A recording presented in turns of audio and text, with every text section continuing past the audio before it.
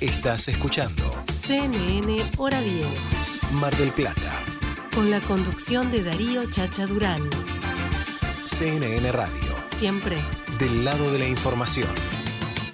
Estamos en comunicación con Alexander Zapata. Él trabaja en Univisión Nevada y bueno, trabaja allí y sabe mucho de esto. Estamos en contacto con él. Alexander, bienvenido a CNN Radio. ¿Cómo estás? Muy buenos días. Gracias por la invitación, de verdad. Por favor. Alexander, sé que estás en movimiento, estás en camino, estás manejando. ¿Por dónde andás? Andamos en la ruta entre la ciudad de Las Vegas y el estado de Utah. Vamos hacia Salt Lake City ahora mismo. Ajá. ¿Algún motivo en especial? Digo, porque han cambiado las temáticas. No hay más, ¿cómo se dice? Debates, sino, ¿cómo se dice? Conferencias de prensa. Claro. Y no, el manejo de cada campaña ha sido distinta. En principio, la campaña de Joe Biden ha mantenido eventos de muy poca cantidad de personas, con mucho distanciamiento social, muy limitado también para la prensa. Sí, y por el otro lado, la campaña republicana mantiene básicamente eventos de campaña masivos, como el que vimos hace poco en el estado de la Florida, en la ciudad de Miami, a pocos días de que el presidente, pues, había dado positivo, pero ya había recibido un par de pruebas negativas. Sin embargo, bueno, era un evento masivo de campaña.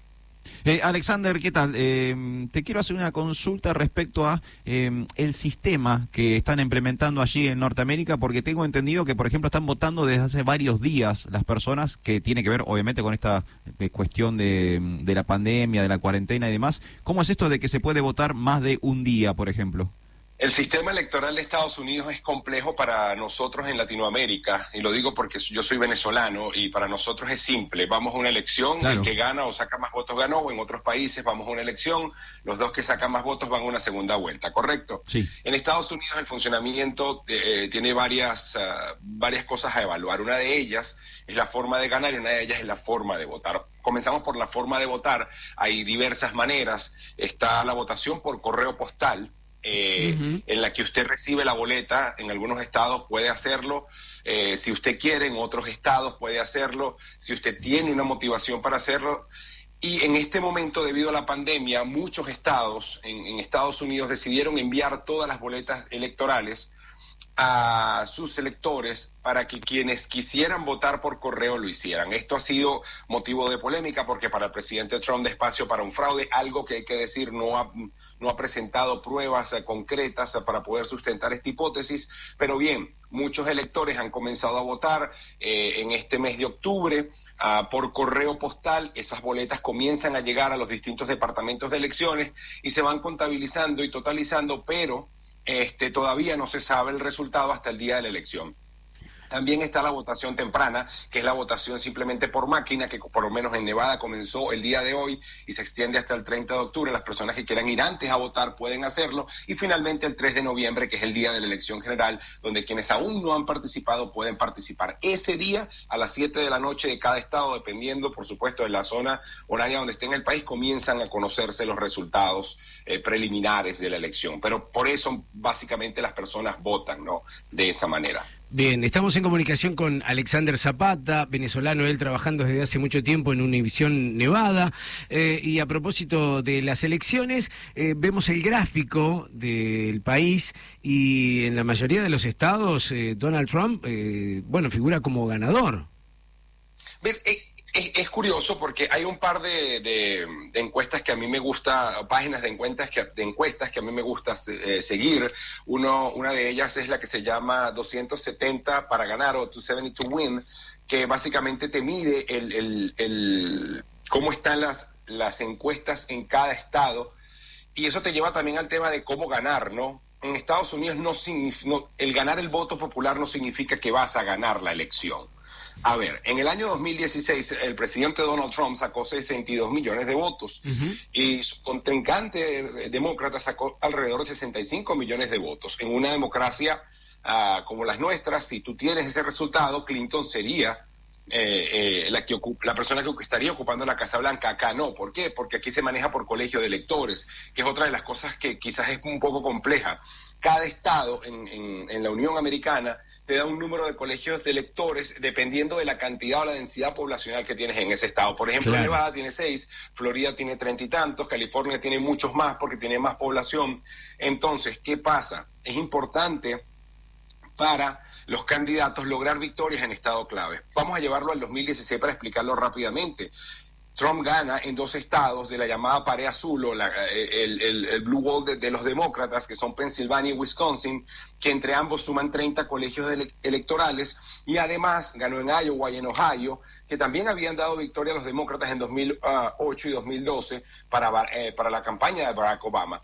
Esos estados que gana Trump le permiten ganar colegios electorales que al final, le permiten obtener esos 304 votos electorales suficientes para ser el presidente. Claro. Se necesitan 270 votos electorales en Estados Unidos para poder llegar a la Casa Blanca, para poder declararse como ganador. Para hacerlo tienes que ganar en estados clave, por eso la Florida es muy importante por el voto latino, por eso Nevada tiene a veces un protagonismo porque es un estado swing, un estado indeciso, un estado que puede ser a veces republicano, a veces demócrata, y otros estados también donde evidentemente el presidente ha ganado, que como Arizona, por ejemplo, que ahorita también es un estado que está en batalla en la campaña de ambos partidos. Pero las encuestas, lo que le decía, las encuestas rápidamente, básicamente en este momento las encuestas dan ganador por un amplio margen a Joe Biden, pero las encuestas tenemos que verlas por estado y ver cómo el comportamiento electoral de cada estado nos va a llevar a la sumatoria de colegios electorales, 270 para poder ganar.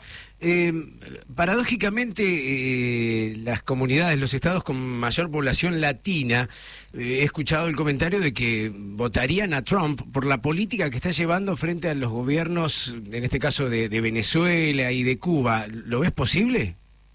Mira, eso más que todo tendría un impacto, podríamos decirlo, en el estado de la Florida. Es uno de los estados de batalla donde todavía nada está definido, donde algunos encuestan por delante a Biden por 2 puntos, pero sabemos que eso puede cambiar, incluso a días de la elección.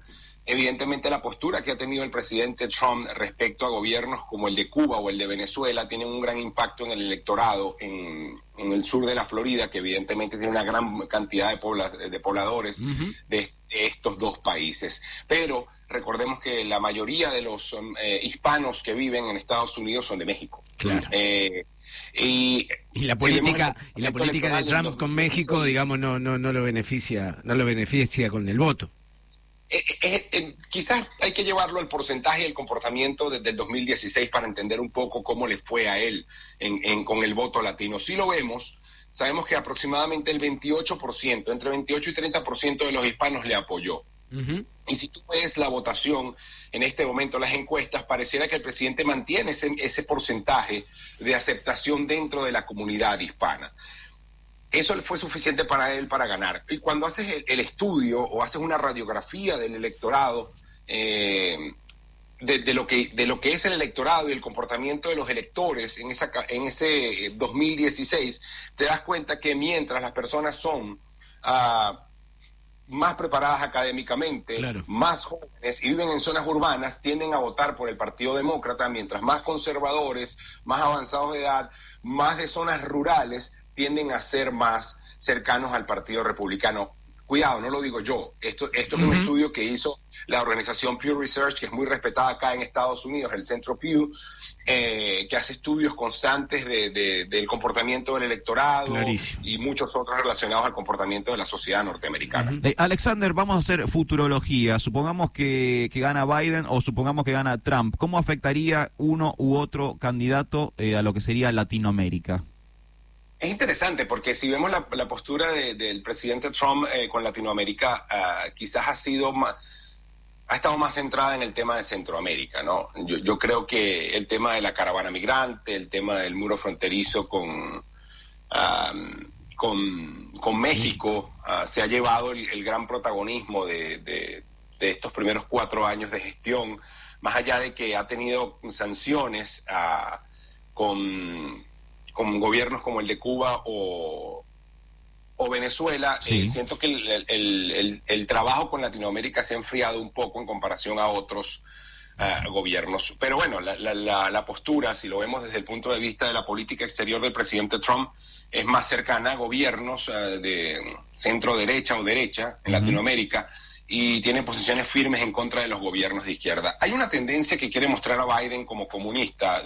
Creo que en cierta forma eso desconoce un poco quien diga eso desconoce un poco el comportamiento de la política norteamericana. En efecto, el Partido Demócrata es lo más cercano que hay a la izquierda, pero como siempre digo en forma de broma, si tú le dices a una persona de la izquierda Latinoamérica que Hillary Clinton es de izquierda, se ríe en tu cara.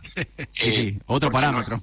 No te lo va a aceptar. Claro. Pero dentro de lo que es el espectro político de Estados Unidos, sí es izquierda, y quizás podríamos ver un manejo distinto de la política internacional hacia Latinoamérica, pero cuidado, porque Biden ya lo dijo hace poco en un rally en la Florida, pero bueno, estamos en campaña, pero lo dijo que Maduro es un dictador.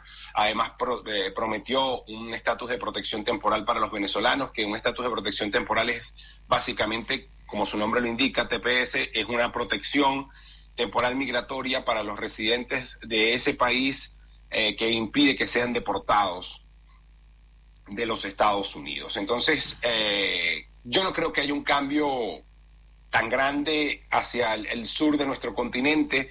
Creo que sí puede haber un cambio importante respecto a Centroamérica y el tema de las caravanas, pero en líneas generales creo que la política norteamericana hacia Latinoamérica sigue pasos muy similares tanto dentro de los republicanos como del Partido Demócrata. Perfecto. Alexander Zapata, te agradecemos este contacto con CNN Radio. Bueno, buen viaje ahí a donde estés llegando y seguimos, obviamente, siempre presente para informarnos cómo va el tema de las elecciones allí en los Estados Unidos. Gracias. Súper agradecido con ustedes y siempre la orden acá con el equipo de Noticias Univisión Nevada para colaborar con ustedes. Me encanta, ahí estábamos charlando con Alexander Zapata, las elecciones en